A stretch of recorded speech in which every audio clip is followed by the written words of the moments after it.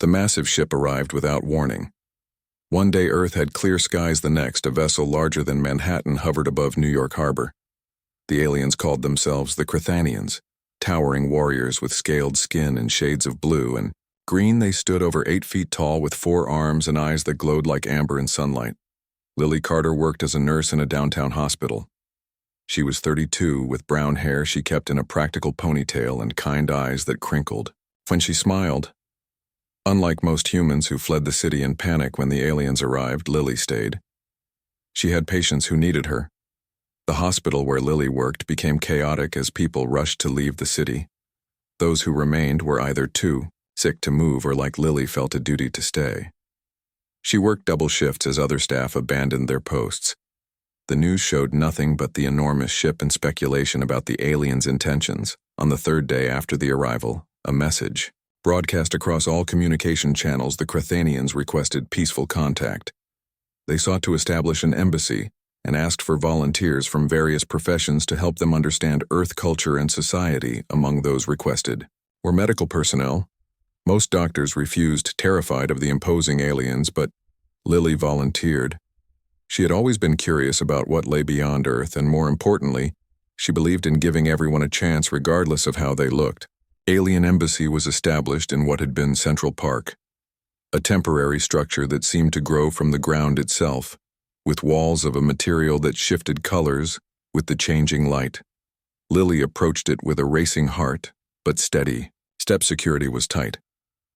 Human military stood alongside Chthonian warriors, creating a pathway to the embassy entrance. Lily showed her credentials and was escorted inside. The interior was vast, with ceilings that accommodated the tall aliens. The air smelled different, something like cinnamon and ozone. A human liaison met Lily and several other brave volunteers. She explained that each of them would be paired with a Chthonian counterpart to facilitate cultural and professional exchange. Lily would be working with a Chthonian medical officer. The first time Lily met Zara, she almost turned and ran. The Chthonian warrior stood nearly 9 feet tall with rippling muscles under iridescent blue scales. Her lower set of arms carried what looked like weapons, while her upper arms held medical instruments. Her face featured high cheekbones ridged with protective plates, and those glowing amber eyes. Zara wore what appeared to be a uniform with symbols Lily couldn't understand. The alien studied Lily with an intensity that made her feel like a specimen under a microscope. "You are smaller than expected," Zara said, her voice surprisingly melodic, despite coming from such an intimidating figure. Lily swallowed hard and stepped forward. "Maybe you're just bigger than expected." Zara made a rumbling sound that Lily later learned was laughter. "This small human has spirit," she said to another Chthonian nearby. The Chthonians were a warrior race, but contrary to human fears, they had not come to conquer Earth. They sought allies. Their own world faced destruction from a cosmic event, and they needed new technologies and resources to save their people.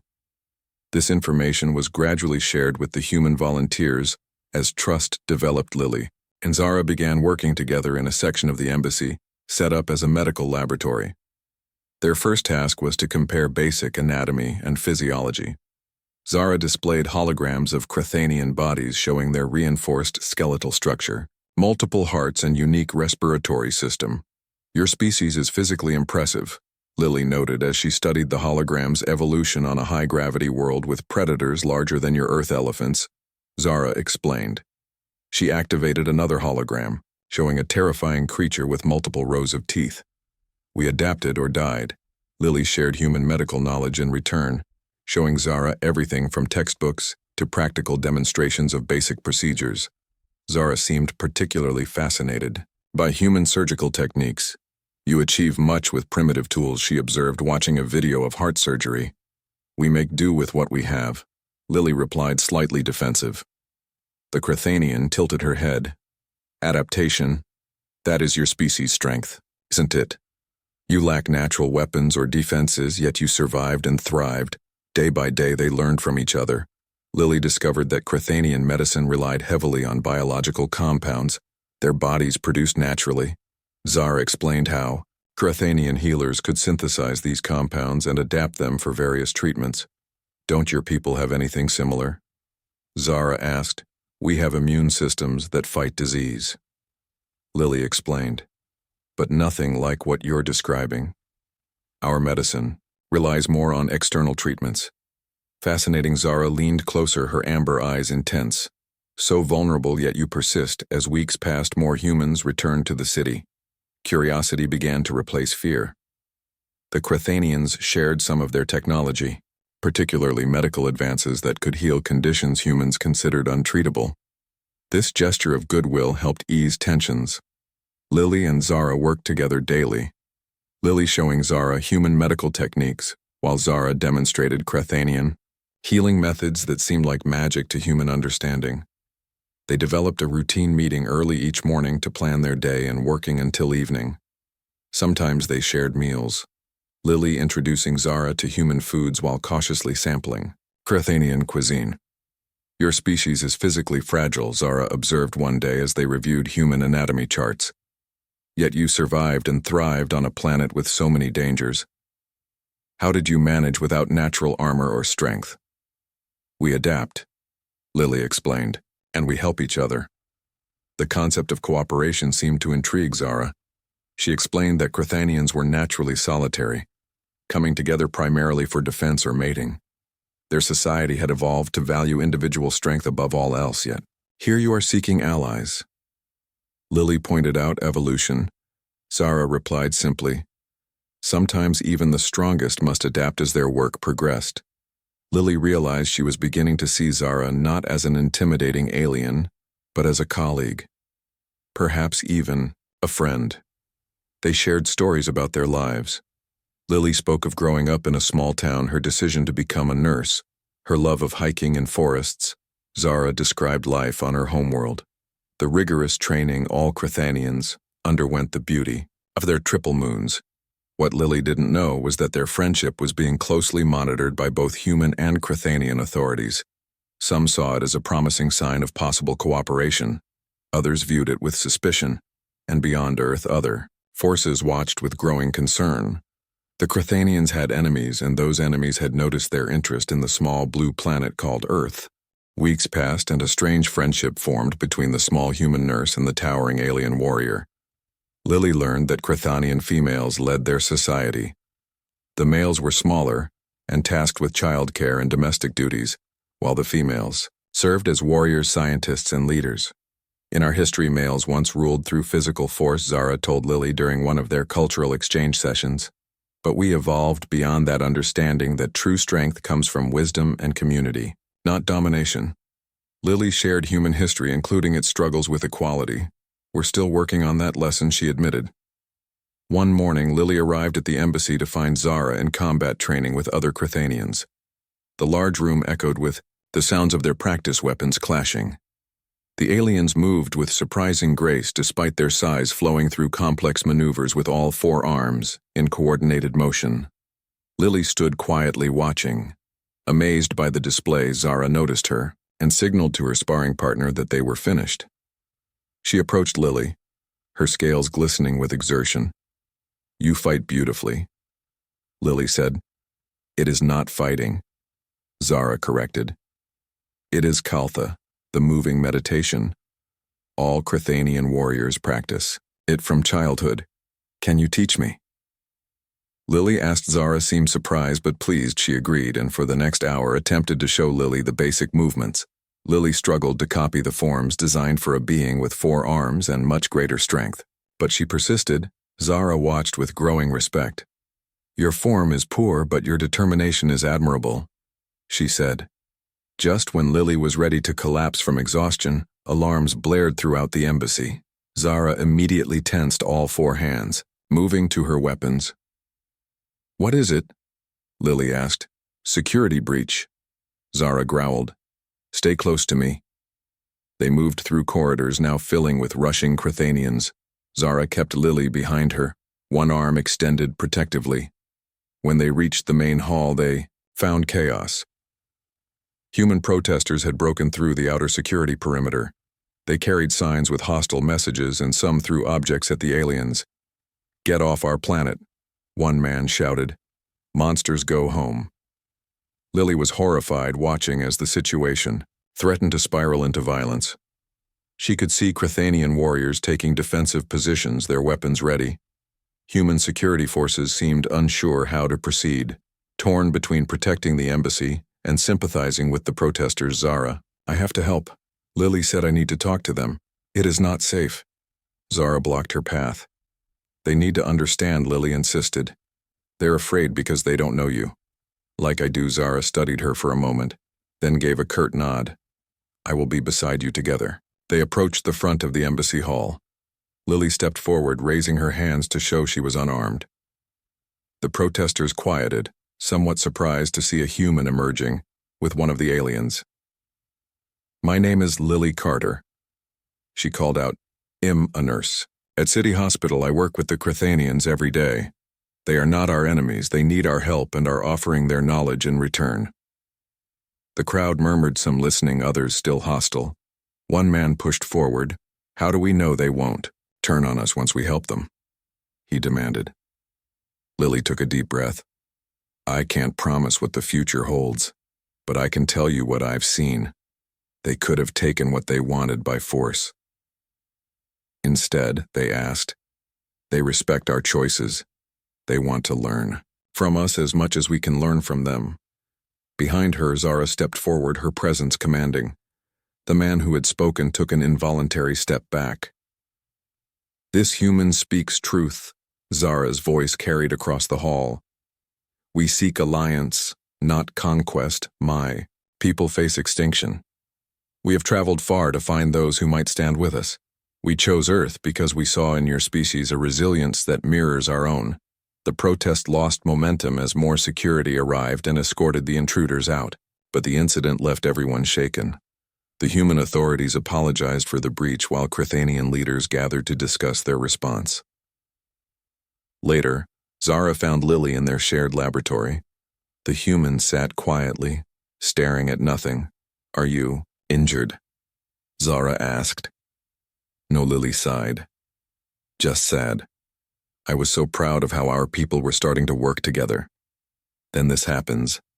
Zara settled her massive form beside Lily. On my world, we have a saying. Even the strongest stone cracks under constant pressure. Your people feel pressure from our presence. Change is difficult. Lily looked up at the warrior. Those protesters don't speak for all humans. Many of us want to help, I know this. Zara replied. Her amber eyes seemed to glow more softly. I have seen it in you. The incident actually brought them closer. Lily began spending more time at the embassy, learning more about Crethanian culture. Beyond medicine, she became interested in their history, art, and philosophy. Zara proved to be a patient teacher, explaining concepts that sometimes had no human equivalent.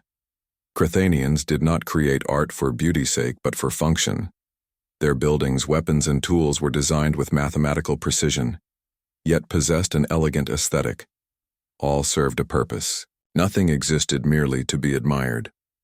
Your people separate beauty from usefulness, Zara observed as they examined human art books Lily had brought. We find beauty and purpose in things that perform their function perfectly.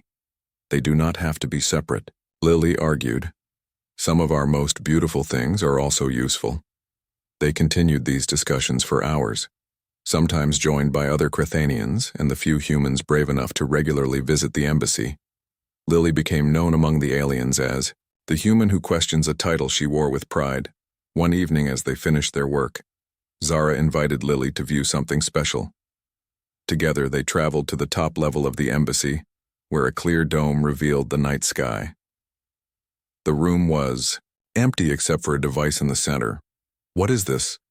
Lily asked. A star projector, Zara explained, but much more advanced than anything humans had created.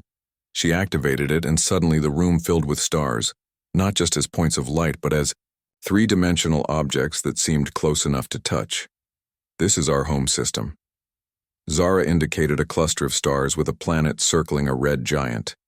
The images shifted, showing the planet up close. Its surface was beautiful, with vast oceans of deep purple and land masses covered in vegetation unlike anything on Earth. It's gorgeous, Lily breathed. It was Zara's voice, held a sadness Lily had never heard before. The projection changed, showing the same planet, but altered. Enormous cracks appeared. In the surface oceans, boiled continents shattered. Our scientists predict this will happen within one of your Earth decades, Zara explained. Our sun is dying faster than we anticipated. The energy released will tear our world apart. Now, Lily understood the urgency behind the Crethanian mission to Earth. They weren't just seeking allies, they were seeking survival. How many of your people are there? She asked.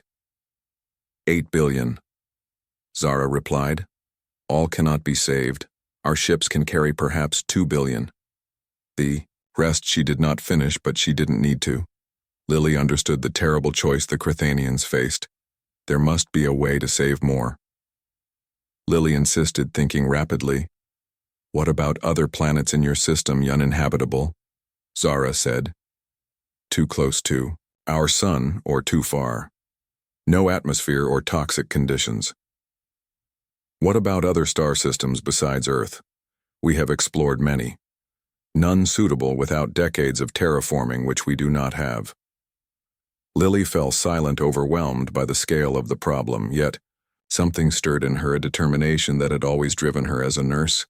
The refusal to accept that nothing could be done.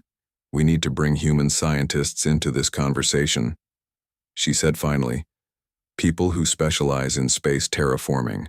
Energy shield technology. Zara looked skeptical. Your technology is primitive compared to ours. If we cannot solve this, but we think differently. Lily interrupted. We might see solutions you haven't considered.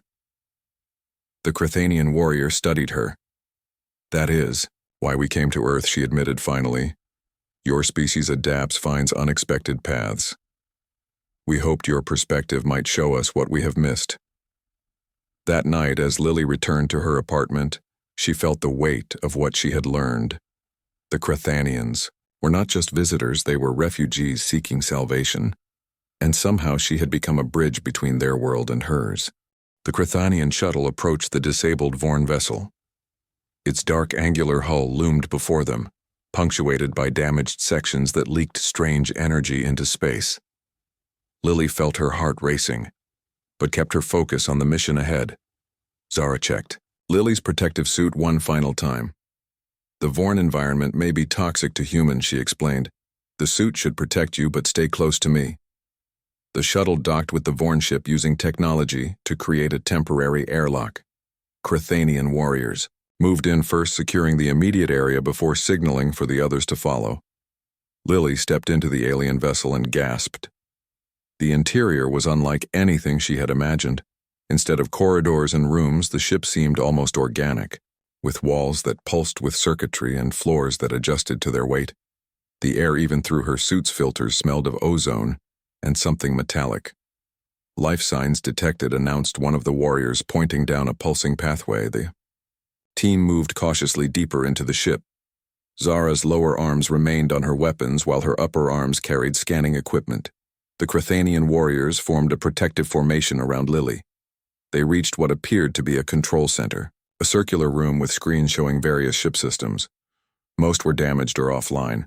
In the center of the room lay several figures. The Vorn were not what Lily expected. They stood roughly human height with bodies that seemed partially mechanical. Their skin was pale gray with visible circuitry embedded throughout. Their heads featured no eyes as humans would understand them, but rather sensory clusters that glowed faintly. Some were clearly injured. Fluid, leaking from damaged parts. Lily stepped forward instinctively, but Zara held her back. They are dangerous, even injured. I need to assess them. Lily insisted, I'm a medical professional. These are not patients. The red-scaled warrior from the council who had joined their mission stated, They are enemies. Lily met the counselor's gaze with determination. They are living beings, and we need information from them. We can't get that if they're dead. After a tense moment, the counselor nodded, but ordered additional warriors to stand guard. Lily approached, the injured Vorn carefully, Zara at her side. The creatures reacted to their present sensory clusters brightening. Lily spoke, knowing the Vorn might not understand. I want to help you. I'm a healer. One Vorn made a series of clicking sounds. The translator, device the Crethanians had brought, interpreted, "Help not required, repairs initiating." Despite this, Lily examined the injuries. Using her medical scanner, she determined that while the Vorn had biological components, they were extensively augmented. With technology, their wounds were self-sealing, though the process seemed slow and inefficient due to power loss. Zara, meanwhile, examined the ship systems with other warriors. "We have accessed their data storage," she reported. "The Vorn followed us from our home system. They detected our transmissions to Earth and determined it was resource-rich. The lead Vorn managed to communicate through the translator. Why do you aid humans?" It asked Zara inferior specimens. Inefficient design. Zara looked at Lily before responding. "They are different, not inferior. They possess qualities we lack. Adaptation, creativity, compassion. The Vorn seemed to process this. Their purpose, allies," the red-scaled counselor stated firmly. "They are under Crethanian protection." The Vorn made more clicking sounds, untranslatable this time. Then one spoke directly to Lily. "Why do you aid Crethanians?" "Predator species. Threat to humans." Lily considered her answer carefully. "They came seeking help, not conquest. They could have taken Earth by force but chose cooperation. I believe different species can work together for mutual benefit." Inefficient, the Vorn responded. "Resources better utilized through harvesting." "That thinking will always make you enemies," Lily said. "We can offer something better. Alliance, exchange of knowledge and culture, shared growth." The Vorn fell silent, their sensory clusters dimming then brightening in patterns. The Crethanians tensed, ready for any aggressive move. Finally, the lead Vorn spoke again. "Concept. Requires processing. Alternative to resource war unexpected." The boarding team gathered valuable data from the Vorn ship before returning to the mothership. The Vorn were left with minimal systems restored, enough to sustain life but not enough to threaten Earth. Their ship would be towed to a stable orbit around Mars where both humans and Crethanians could study it. While deciding the Vorn's ultimate fate, the encounter changed everything. Earth governments now fully understood that the galaxy contained threats beyond the Crethanians. The aliens who had seemed so frightening months ago now appeared as valuable protectors and allies. The joint defense against the Vorn created a bond between the species that diplomatic efforts alone could not have achieved. In the weeks that followed, Lily became even more central to human-Crethanian relations. She helped establish protocols for sharing technology, creating joint defense systems, and planning for future encounters with other species. The Crethanian High Council formally recognized her as not just an ambassador, but a true ally. One evening, as Earth prepared to host the first Crethanian settlement, a permanent base, where their scientists could work on solutions for their dying homeworld, Lily and Zara stood on a hillside overlooking the construction. "Do you think it will work?" Lily asked. "The plan to save your planet," Zara was quiet for a moment. "Our scientists believe the combination of Crethanian engineering and human theoretical physics offers a 63% probability of success, much better than we had before coming to Earth." "Those aren't great odds," Lily noted. "Better than no odds," Zara replied with her rumbling laugh, something she had done more frequently lately. "We Crethanians were once like the Vorn, seeing only resources and threats. We learned to value alliance over conquest. It took us centuries. Your species seems to be learning much faster." Lily smiled up at her friend. "Perhaps because we had a good example." Later, that week, Lily received a summons from the Crethanian High Council. When she arrived at the mothership, she found not just the council, but representatives from every major Crethanian family. The chamber had been decorated with symbols she recognized as significant to their culture. Lily Carter of Earth announced, the purple-scaled council leader, "You have demonstrated the highest values of both our peoples: courage, wisdom, compassion, loyalty." The red-scaled counselor stepped forward. "In our history, there is a title rarely bestowed, Crazeth one who walks beside through danger. It has never been given to a non-Crethanian. Until today." Zara approached, carrying a ceremonial object that resembled a bracelet made of interlocking scales, each carved with symbols. It was sized for a human wrist, not a Crethanian's. This contains the genetic signature of every Crethanian family, she explained. As you wear it, our people recognize you as Krazith. As family, not just ally. Lily was speechless as Zara carefully placed the bracelet on her wrist. It adjusted automatically to fit perfectly. The scales seemed to glow briefly before settling into a pattern that complemented her skin tone. On Earth, we have a similar concept, Lily said when she found her voice. We call it friendship. But this feels like something more. The meaning is deep. The council leader agreed. You are now part of our history, Lily Carter of Earth. Whatever comes, we face it together as. Lily looked around the chamber at the towering warriors, who had once seemed so alien to her. She realized how far they had all come. The Crethanians no longer appeared frightening but familiar. Their differences remained, but now those differences seemed like strengths, not barriers. That night, celebrations were held in cities around Earth and aboard Crethanian vessels. News broadcasts showed humans and Crethanians working together, sharing meals, swapping stories, planning a joint future. What had begun with fear had transformed into something unprecedented. In human history, alliance with a species from beyond the stars. 2 years later, the first joint human Crethanian mission departed for the Crethanian homeworld. Their ship carried the technology developed through cooperation, technology that might save a dying planet. The crew included scientists from both species led by Lily and Zara as. Earth receded behind them. Lily stood in the observation deck, watching her home become a small blue marble against the blackness of space. Zara joined her, their reflections appearing side by side in the transparent hull. A small human woman and a towering scaled warrior. Our ancestors would never have imagined this, Lily said, nor would mine. Zara agreed. Her amber eyes reflected the starlight. When we first arrived, our scholars calculated less than 10% probability that humans would ally with us. They believed fear would prevail. What changed their calculations? Zara looked down at her friend. You did. By seeing beyond appearances. By treating me as a person, not a monster. By daring to befriend a warrior twice your size with a face that frightened your people. You showed what was possible. Lily touched the scale bracelet on her wrist. It had never left her since the ceremony I just did. What felt right? The Crethanian placed one massive hand gently on Lily's shoulder. That is why you are Krazith. Your instinct for what is right exceeds your fear.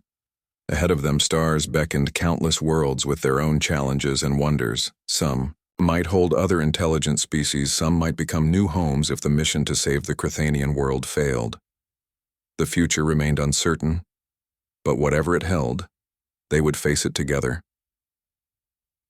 The ship accelerated toward deep space, carrying representatives of two species that had overcome their differences to forge something new, something neither could have achieved alone. 6 months after Lily became ambassador, relations between humans and Crethanians had improved dramatically. Technological exchanges benefited both species. Crethanian medical advances saved countless human lives, while human creativity helped solve problems the aliens had struggled with for generations. Not everyone embraced this new alliance. A group calling themselves Earth first continued to protest the alien presence. Their attacks became more sophisticated, targeting joint human Crethanian facilities. Security tightened around Lily as she became a symbol of cooperation, and therefore a target. One morning, as Lily prepared for an important presentation at the United Nations, her communication device chimed. It was a special device given to her by the Crethanians, allowing secure contact with Zara and other officials. Urgent meeting requested aboard mothership. Zara's message read immediately. Lily changed her plans and headed to the embassy shuttle pad. When she arrived, she found Zara waiting, her posture tense. What's wrong? Lily asked as they boarded the shuttle. The warrior's amber eyes were troubled. We have detected an unknown vessel approaching Earth. It does not respond to communication. Another alien species. Lily felt a mixture of excitement and apprehension. Yes, Zara confirmed, and one we recognize. The Vorn during the short journey to the mothership, Zara explained. The Vorn were an old enemy of the Crethanians, a species that valued technology above all else. They saw other life forms as resources to be exploited. They had fought the Crethanians centuries ago over resources in a shared star system. We defeated them, but at great cost. Zara said they disappeared into deep space. We believed they had found another sector of the galaxy to inhabit, and now they've followed you to Earth. Lily concluded, "It appears so." The High Council was already in session when they arrived. The chamber displayed a holographic image of a vessel unlike any Lily had seen before. Where Crethanian ships featured organic flowing lines, this craft was angular with protruding spikes and glowing red energy signatures. "It will reach Earth orbit within 3 days," reported a Crethanian officer. The purple-scaled council leader turned to Lily. "You must warn your government's human ambassador. The Vorn will not distinguish between our species. They will see Earth as a resource-rich world ripe for harvesting." Lily felt cold dread. "What exactly do you mean by harvesting? The Vorn do not conquer worlds, the way humans might imagine," Zara explained. "They strip planets of useful materials, including organic compounds. They have been known to reduce entire species to component elements for their biomechanical technology. They would kill us all." Lily whispered. "Not immediately," the council leader corrected. "They would likely keep specimens for study and experimentation. The rest would be processed efficiently." The blunt Crethanian assessment horrified Lily, but she forced herself to think practically. "What are our options?" "We fight," said the red-scaled counselor. "Our fleet is small, but our warriors are strong." "How many ships do you have?" Lily asked. The Crethanians exchanged looks. 7 warships and the mothership, which is primarily a colony vessel, and the Vorn. Their approach suggests a single harvester ship, the council leader said. "But their technology may have advanced since our last encounter. Can Earth weapons help?" Lily asked. "Your nuclear weapons could damage their vessel, but the radiation aftermath would make Earth uninhabitable," the council leader explained. "Our weapons are more precise but may not penetrate their shields." Lily took a deep breath. "We need to try diplomacy first. Contact them, show a united front between humans and Crethanians. Make it clear Earth is protected." The council considered her suggestion. "The Vorn do not negotiate as you understand it," one counselor said. "They calculate resource value against resistance cost. If the equation favors them, they proceed regardless of diplomatic overtures." "Still, we should try," Lily insisted, "and prepare for defense if that fails." The council agreed. Earth governments were notified of the approaching threat. Many reacted with disbelief, others with panic. Some accused the Crethanians of fabricating the threat to gain greater control over Earth. Others saw it as an opportunity to push the Crethanians away, letting them fight their own enemies. Lily worked tirelessly, meeting with world leaders, showing them evidence of the Vorn threat. Zara accompanied her, providing tactical assessments and historical context. Together, they convinced enough nations to form a united response. 2 days later, as the Vorn ship approached, the first contact attempt was made. A message broadcasting on all frequencies in multiple formats: "Peace and welcome to Earth. We wish to establish communication and understanding." The response came in the form of a probe launched toward Earth.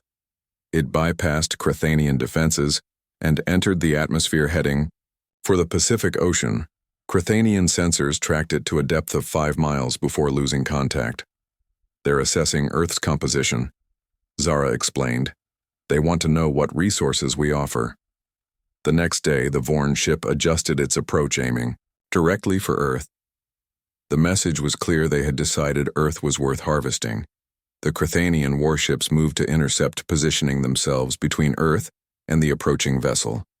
Human military forces worldwide went on high alert. Defensive weapons were prepared, though few believed they would be effective against such advanced technology. Lily found herself aboard the mothership in a command center, watching as the situation unfolded. Zara stood beside her, both of them tense with anticipation. The Vorn ship dwarfed the Crethanian vessels. Its surface bristled with weapons. The Crethanians sent one final warning. The Vorn responded by firing on the lead Crethanian ship. The battle was joined. Crethanian warships maneuvered, with surprising agility for their size returning fire, with weapons that distorted space itself, creating rippling effects where they struck the Vorn shields. The Vorn ship absorbed multiple hits before showing signs of damage. 2 Crethanian ships were destroyed in the first exchange their crews lost. The remaining ships adjusted tactics, coordinating their attacks to focus on a single point in the Vorn shields on. Earth-human military leaders watched helplessly, unable to join the battle occurring, too far above the planet for their weapons to reach. Lily felt equally helpless watching Crethanians die, defending a planet that wasn't even their home. There must be something we can do, she said to Zara. The warrior kept her eyes on the tactical display. Your scientists are examining Vorn communication frequencies. We believe they may be vulnerable to certain disruption patterns, an idea formed in Lily's mind. If we can't destroy them, maybe we can confuse them. Crethanian ships communicate with the mothership, right? And Earth has thousands of satellites and communication arrays. Yes. Zara confirmed, uncertain where Lily was going. What if we link them all together? Lily suggested created a network so massive it overwhelmed Vorn systems. Broadcast conflicting information about Earth's composition, make them think the planet is worthless or dangerous. To harvest, Zara's amber eyes widened. That is not how we would approach battle, but it has merit. Electronic warfare instead of just physical attacks. The plan was implemented rapidly. Crethanian technicians worked with human engineers to create interfaces between their systems. Earth's satellites were reprogrammed to broadcast specific frequencies designed to interfere with Vorn sensors and communications. Meanwhile, the space battle continued. 2 more Crethanian ships were badly damaged, but the Vorn vessel had also sustained injuries. Its main weapons array showed signs of instability. The combined human-Crethanian electronic attack began broadcasting. A cacophony of signals targeted the Vorn ship from thousands of sources simultaneously. The effect was not immediate, but gradually, the Vorn weapons fire became erratic. Their shields fluctuated. The Crethanians pressed their advantage, concentrating fire on the weakening sections of the Vorn ship. A critical hit caused a cascading failure in the Vorn power systems. The massive ship began to drift, its lights flickering. We've disabled them, announced a Crethanian officer. Council leader turned to Lily. Your strategy contributed to this outcome. Human ambassador. The Vorn ship is crippled but not destroyed. We must decide its fate. And that of its crew. Lily considered carefully. We should board it, learn what we can about their technology and intentions, capture the crew if possible. That would be dangerous, the red-scaled counselor warned. The Vorn are treacherous even in defeat, but it could save lives in the future if they return, Lily argued. And we might gain knowledge. That helps both our species. The council agreed to send boarding parties. Zara volunteered to lead one. Lily surprised everyone by asking to accompany them. It is too dangerous. Zara protested. You are not a warrior. No, Lily agreed. But I am a nurse, and you may find injured aboard, and I represent Earth. This affects my people too. Reluctantly, the council approved. Lily joined a team of Crethanian warriors equipped with protective gear and weapons. Zara stayed close to her as they boarded a shuttle, bound for the disabled Vorn ship. What they would find aboard and how this encounter would shape the future of human-Crethanian relations remained to be seen. But one thing was certain, the friendship between a human nurse and an alien warrior had already changed the course of history for both their species. Their friendship faced its first real test when a larger group of humans attacked the Crethanian embassy. A coordinated assault breached the outer defenses. Frightened and angry, they launched homemade explosives at the building. Several Crethanians were injured, including Zara, who shielded a human diplomat with her body. Lily was at home when she heard the news. Emergency broadcasts interrupted regular programming, showing smoke rising from the embassy area. Without hesitation, she grabbed her medical bag and rushed toward the chaos. Police barricades blocked the streets, but she showed her embassy credentials and was allowed through. The scene at the embassy was devastating. Parts of the beautiful structure had collapsed. Injured humans and Crethanians were being treated in a makeshift triage area. Lily searched frantically for Zara, asking every Crethanian she encountered. She finally found her friend in a side chamber surrounded by Crethanian warriors. Zara lay on her side, bleeding from deep wounds on her back. The scaled armor that protected most of her body had been penetrated by shrapnel. Her normally bright amber eyes were dull with pain. "I need to treat her," Lily told the other Crethanians who stood protectively around. "Their injured comrade." "No human will touch her," growled one warrior, her amber eyes flaring with rage. "Your kind did this. I am not just any human." Lily stood her ground despite being dwarfed by the aliens. "I am her friend." The warriors looked at each other, seeming to communicate without words. Finally, one stepped aside, making room for Lily to approach. "What happened?" Lily asked as she examined Zara's wounds. "Human explosives," the warrior explained. "The ambassador would have died, but Commander Zara covered her with her body." Lily worked through the night using both human medical techniques and what she had learned of Crethanian physiology. The warriors watched her every move suspiciously, at first then with growing respect, as Zara began to stabilize. Lily cleaned the wounds, applied medicines and bandages, and monitored Zara's vital signs using a Crethanian medical device she had been trained to use. By morning, Zara was stable, though still unconscious. Lily refused to leave her side even when other human medical personnel arrived to treat the wounded. "You require rest," one of the warriors told her. "So do you," Lily replied. "But neither of us will leave until she's better will." The warrior studied her, then offered a gesture Lily recognized as respect. Among Crethanians, when Zara regained consciousness, she found Lily asleep in a chair beside her bed, exhausted from her efforts. The Crethanian reached out one massive hand and gently touched Lily's hair. "You stayed," Zara whispered. Lily stirred and smiled. "Of course I did. What are friends for?" The attack created a diplomatic crisis. Some humans demanded the Crethanians leave Earth, claiming their presence was too dangerous. Other humans, particularly those who had worked with the aliens, protested, arguing for continued cooperation. Some Crethanian warriors called for retaliation. Against this backdrop of tension, Lily and Zara became symbols of what cooperation between their species could accomplish. As Zara recovered, Lily continued to treat her visiting the embassy daily. The Crethanian healed faster than a human would, but the wounds had been severe and required careful monitoring. Lily brought books to read aloud during her visits, sharing human stories while Zara shared Crethanian legends in return. One story particularly fascinated Lily. It told of a Crethanian warrior who befriended a small creature on an alien world. The creature guided the warrior through dangerous territory to safety. "Is that a true story?" Lily asked when Zara finished. "It is one of our most sacred tales," Zara replied. "It teaches that strength comes in many forms and wisdom can be found in unexpected places." "It sounds like us," Lily observed. Zara made the rumbling sound of Crethanian laughter. "Perhaps that is why I remembered." As Zara regained strength, news arrived that the Crethanian High Council wished to speak with Lily. This was unprecedented. No human had yet been granted an audience with the ruling body of the Crethanian people. Zara explained that this was a great honor, one that recognized Lily's actions during the attack. "The High Council resides on our mothership." Zara told her, "You would be the first human to enter it." Lily felt both honored and terrified at the prospect. "Will you come with me?" she asked. "Have been commanded to escort you," Zara replied. "It seems they do not trust any other warrior with your safety." The day of the meeting arrived. Lily wore her best clothes, simple but professional.